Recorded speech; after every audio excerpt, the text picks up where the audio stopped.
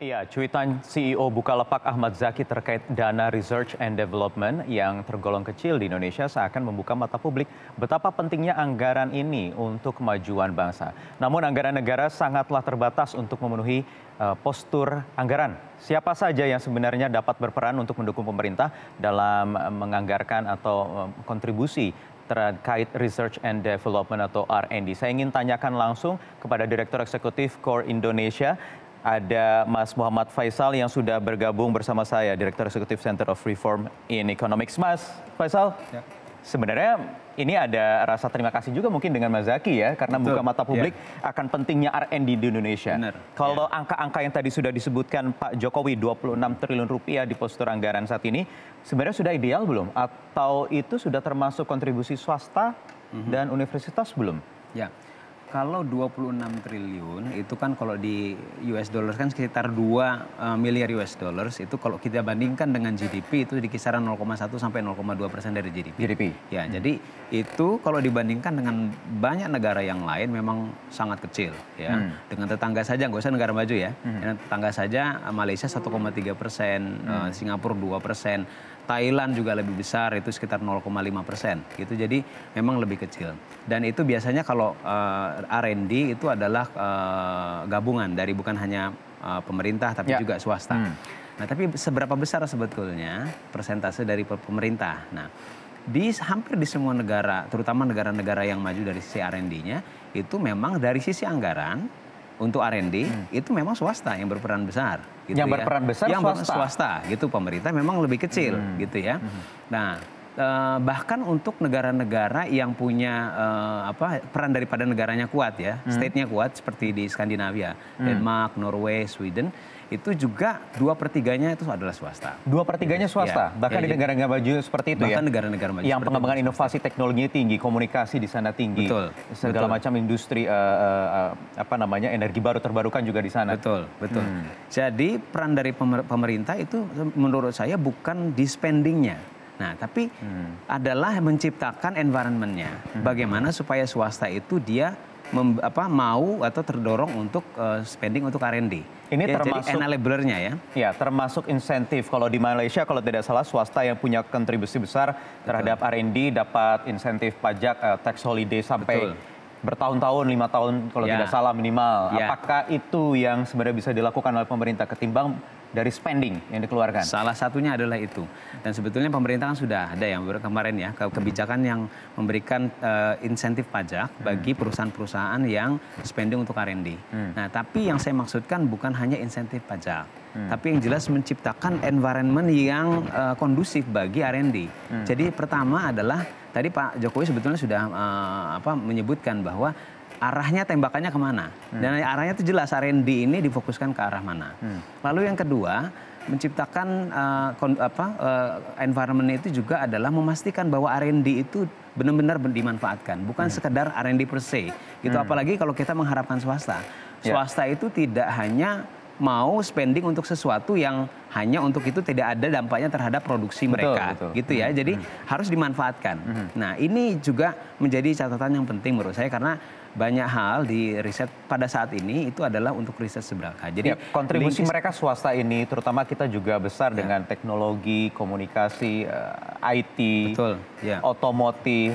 Ada peran lembaga-lembaga perusahaan multinational company. Kontribusi mereka seperti apa sekarang? Ya. Sebetulnya saat ini kalau kita lihat dari spending saja udah ketahuan. Itu kan adalah hasil spending dari total ya, bukan hanya dari pemerintah ya. Tapi saya ambil contoh saja misalkan yang sudah dilakukan swasta oleh Apple misalkan ya. Apple itu membangun yang disebut dengan Apple Innovation Center baru sekitar 2014 ya, hanya beberapa tahun yang lalu. Nah, jadi Serpong ya. Nah, di Serpong posisinya. Itu sebetulnya adalah awalnya itu merespon terhadap kebijakan pemerintah yang itu adalah TKDN. Ya, jadi sebetulnya produknya Apple itu mau masuk ke Indonesia, tapi syaratnya dia harus ada TKDN tersebut. Nah, TKDN yang diharapkan dari Apple adalah dari sisi R&D. Nah, jadi dibangunlah kemudian Innovation Center tersebut. Nah, sebetulnya artinya kalau ada peran pemerintah untuk mengarahkan ke arah sana itu bisa terjadi gitu ya. Nah, jadi situlah peran pemerintah. Jadi bukan pemerintah kan yang spending. Nah, hanya saja itu juga perlu dipantau. Apakah R&D ini ada utilisasinya, ada pemanfaatannya juga. Untuk saat sekarang, terus terang yang Apple Innovation Center itu belum ada kaitannya dengan lini manufaktur yang untuk smartphone. Jadi hanya sekedar R&D saja. Gitu ya, lepas begitu ya, lepas dengan manufacturernya. Nah, padahal yang kita harapkan adalah lebih daripada itu. Jadi R&D produk-produk atau inovasi-inovasi dari R&D itu dimanfaatkan untuk kemudian mendorong industrinya, mendorong pertumbuhan ekonominya. Kan itu sebetulnya yang diharapkan, multiplier efek itu. Ya, gitu bagaimana dengan sektor seperti startup yang dikeluhkan oleh Ahmad Zaki, sebenarnya Bukalapak ini kan juga sebagai startup unicorn di Indonesia. Kemudian ada banyak nama-nama besar lain yang di belakangnya sebenarnya juga ada multinational company yang besar-besar. Ada juga industri otomotif yang jauh lebih established di Indonesia. Ada kewajiban TKDN juga. Ini bisa potensinya ditingkatkan lagi, ada kontribusi, apakah environment-nya juga sudah diciptakan cukup baik oleh pemerintah untuk sektor-sektor yang tadi saya sebutkan, Mas? Kalau startup saya pikir untuk saat sekarang itu karena memang pertumbuhannya pesat ya, sangat prospektif, itu memang masih market driven. Jadi banyak memang investor-investor termasuk dari luar terutama yang berminat untuk invest di sana, untuk R&D di dalam negeri. Tapi scattered gitu ya. Tapi mereka minatnya tinggi karena orientasi daripada startup ini adalah di market dalam negeri yang besar, gitu, yang sangat-sangat menguntungkan, begitu ya. Jadi sangat market driven. Nah, untuk otomotif saya pikir itu agak sedikit berbeda karena otomotif ini kan dia dalam banyak hal kebijakan dari sisi bisnisnya itu dikendalikan oleh prinsipal ya. Dan industri otomotif di Indonesia itu kan banyak investor dari luar, khususnya dari Jepang. Nah, ini peran daripada negara menjadi lebih besar kalau untuk otomotif gitu ya, karena dia ini bukan hanya B2B tapi juga G2G gitu ya. Nah, contohnya untuk otomotif kerjasama dengan Jepang, kita sebetulnya sudah ada kerjasama bilateral dengan Jepang yang disebut dengan IJEPA tahun 2008. Nah, bagian daripada IJEPA itu ada kerjasama atau komitmen untuk mengembangkan inovasi otomotif di Indonesia yang disebut dengan MIDEC ya. Nah, itu tapi pada kenyataannya secara implementasi ini masih agak tidak sustainable, ya agak terseok-seok. Karena itu memang perlu terus ada dukungan atau dan monitor ya untuk bisa terus berjalan secara efektif. Nah, jadi saya pikir kembali lagi ke awal, ya sebetulnya spending dari pemerintah itu bukan hanya salah satu cara saja. Tapi yang lebih penting adalah menciptakan environment dan juga dukungan kebijakan yang mendorong swasta untuk bisa masuk ke dalam kebijakan, insentif, segala macam juga itu masuk ya. Pajak termasuk diantaranya jelas ya. Oke. Ada target untuk mencapai anggaran 2% dari GDP di tahun 2045 kalau menurut Pak Jokowi. Kira-kira realistis tidak ketika kita juga harus berhadapan dengan revolusi industri 4.0, ada capaian-capaian yang harus dikejar dengan alokasi yang masih cukup lama, sekitar 16 tahun ke depan ini. Bisa tidak mengejar Indonesia, Mas? Nah, kalau dalam konteks 2% R&D total dengan swasta semestinya bisa. Kan 2045 masih agak lama. Nah, kalau kita memandang 2% itu hanya spending dari pemerintah, jelas susah. Kan kita punya kapasitas fiskal kita terbatas, kita mau bangun infrastruktur dan lain-lain. Nah, itu tadi, tapi diarahkan bagaimana kebijakan pemerintah itu yang bisa mendorong, memotivasi swasta untuk menanamkan spending untuk R&D. Nah, jadi saya pikir potensinya sangat besar untuk bisa 2% kalau itu melibatkan swasta, dan jangan lupa juga universitas ya. Nah, juga, universitas bagaimana? Kalau banyak ada cerita-cerita ironi begitu ya, peneliti-peneliti kita yang lebih memilih untuk berkarir di luar negeri, terutama di negara-negara Eropa, karena memang insentif buat mereka juga jauh lebih baik, mereka juga lebih mudah. Kemudian inovasinya juga bisa dimanfaatkan di sana. Itu bagaimana? Ya itu memang saya pikir itu fakta.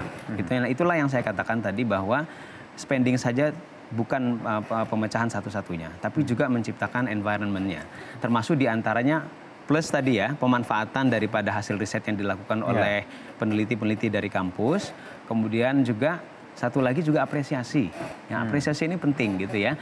Karena beberapa juga para researcher yang idealis ini mungkin juga mereka bisa mencari dana sendiri. Mungkin ya lewat cari sendirilah dengan sponsor-sponsor dari swasta. Tapi mereka juga butuh diapresiasi bahwa mereka ini diberikan ruang gitu ya, bukan malah hasil risetnya itu kemudian Kita juga seringkali juga banyak dikritisi ya gitu ketika kita bisa membangun mobil listrik dan sebagainya, inovasi-inovasi kecil tapi seringkali juga diserang, bahkan juga sering dipolitisasi. Nah, jadi apresiasi seperti ini yang harus ditumbuhkan sebagaimana juga di negara-negara maju. Di negara-negara maju, tidak usah jauh-jauh, Singapura, Malaysia, kalau dia ada orang berbakat itu betul-betul disimpan, dianggap sebagai aset besar ya bagi negara tersebut. Nah, jadi ini yang saya pikir juga harus didorong ya, di luar permasalahan financial spending. Oke, jadi itu universitas, sementara juga kita ada LIPI yang anggarannya setiap tahun selalu dikritisi, tapi sebenarnya juga cukup besar kalau tidak salah sampai lumayan di besar, 2018 aja ada angka 1,5 triliun sebenarnya. Betul. Tapi masih banyak sekali kritikan yang dialamatkan ke teman-teman di LIPI. Betul. Karena itu tadi inovasinya belum terasa, mungkin kalah dengan yang market driven tadi. Ya, dan terutama pemanfaatannya gitu ya. Jadi riset itu bukan hanya untuk riset saja, untuk menyerap dana penelitian saja. Ya, tapi bagaimana riset yang sudah dilakukan oleh LIPI ini terintegrasi dengan kebutuhan industri, menjawab kebutuhan pelaku usaha dan juga industri. Nah, ini kan yang diharapkan gitu ya, dan ini juga yang diharapkan ada multiplier efeknya bagi pertumbuhan ekonomi gitu ya. Jadi startup ini sebenarnya kalau kemarin sudah dikritisi, ya ada tanggung jawab juga peran untuk meningkatkan kontribusinya begitu ya? Ya, betul. Di Indonesia. Jelas, karena pertumbuhannya sangat pesat sekali, growth-nya besar. Unicorn bahkan nanti akan proyeksinya akan ada tambahan lagi ya. Kalau sekarang baru 4. Kalau tidak salah ada sekitar 2 lagi yang diperkirakan akan menyusul gitu ya. Jadi memang harus siap, ekosistemnya juga harus dipersiapkan. Pemerintah sebagai enabler. Oke. Baik, terima kasih Mas Muhammad Faisal atas waktunya di Metro Pagi Prime Time hari ini. Pemirsa, demikian tadi perbincangan saya, dan kami masih memiliki sejumlah informasi lain usai jeda berikutnya. Di antaranya ada 2 hari jelang atau 1 hari jelang Cap Gomeh di Kota Singkawang sudah dipenuhi dengan lampion-lampion cantik. Di Metro Pagi Prime Time, saya Jeda Pariwara.